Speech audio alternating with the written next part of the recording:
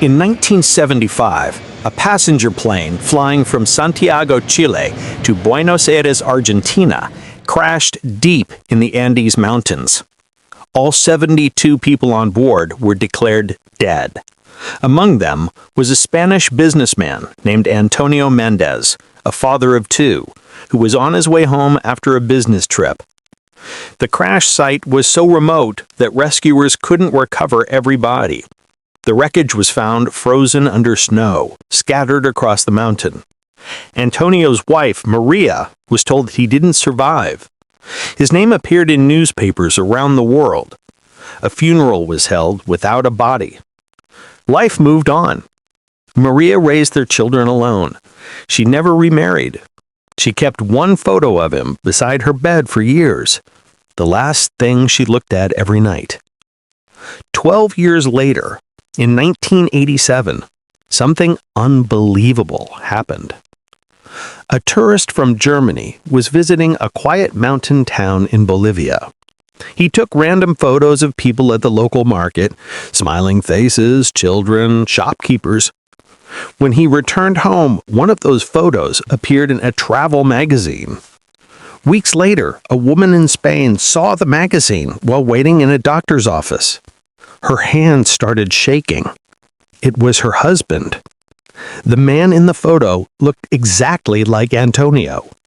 Same face, same scar near his right eyebrow, the one he got in a car accident before their wedding. She thought she was losing her mind, but she showed it to her daughter, who whispered, "Mama, that's Papa." Maria contacted the magazine, then the Bolivian police. Within weeks, investigators tracked the man down. He was a school teacher in a small village, known to everyone as John Alvarez. He had been living there for almost 10 years. When they questioned him, he was calm but confused. He said he had no idea who Antonio Mendez was. He'd never been to Spain. He'd never heard of the crash. He didn't even speak Spanish fluently. His accent was different. But when police checked his fingerprints, something impossible happened. They matched perfectly. John Alvarez and Antonio Mendez were the same man. When Maria arrived in Bolivia and met him face to face, she broke down crying. He just stared at her, silent. He said, "I'm sorry, madam, I don't know you." Doctors ran every kind of test they could. His memory before 1976 was completely blank. He couldn't remember his home, his children, his business, nothing. He claimed that around 1977, he woke up near a riverbank with serious head injuries. A local farmer found him and took him in. He said he remembered waking up to the smell of smoke and burning metal, but he couldn't tell if it was a dream or a memory. Medical experts called it dissociative amnesia, possibly caused by trauma. But others didn't buy it. How could he survive a crash that killed everyone else? And why were there no hospital records of him for 2 years after the incident? Some believed he faked his death, that he somehow escaped before the plane, changed his identity, and started over. But why would a loving father and husband do that? When investigators reopened the crash files, they noticed something strange.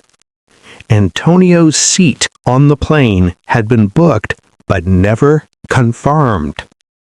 Witnesses remembered seeing him at the airport, but no one actually saw him board the flight. So what really happened that day? Did he have second thoughts and walk away before the plane took off? Did he lose his memory and wander off, forgetting who he was? Or did he truly survive something impossible? A crash no one else lived through.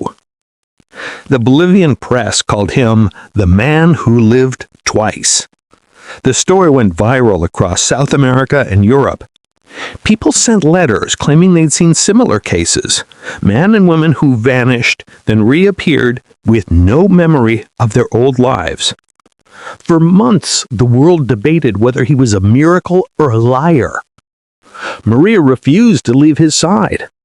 She spent days showing him photos, letters, even playing his favorite song, hoping to spark a memory. Nothing worked. One day, though, something changed. As she was leaving his house, a child in the street dropped the glass bottle. It shattered. A loud, sharp sound. John froze. He whispered, "That sound, it reminds me of something." Maria turned. Tears filled her eyes. He slowly said, "The plane, the glass breaking, people screaming." Then he collapsed. Doctors said it was a panic reaction triggered by sudden recall. He began remembering flashes, smoke, cold air, a metal wing torn apart. But the memories came like dreams, incomplete and scattered. He never fully regained his past, but he started believing Maria's story. He returned to Spain with her for a short time, met his now ruined children, and visited his old home. But he didn't stay. He said he felt like a stranger in his own life. He eventually went back to Bolivia, to the small school where he'd built his second life. That's where he stayed until his death in 2004. Some call it coincidence. Some call it fate. But for those who saw it happen, it was proof that sometimes life gives you more than one chance, even if you don't remember the first one.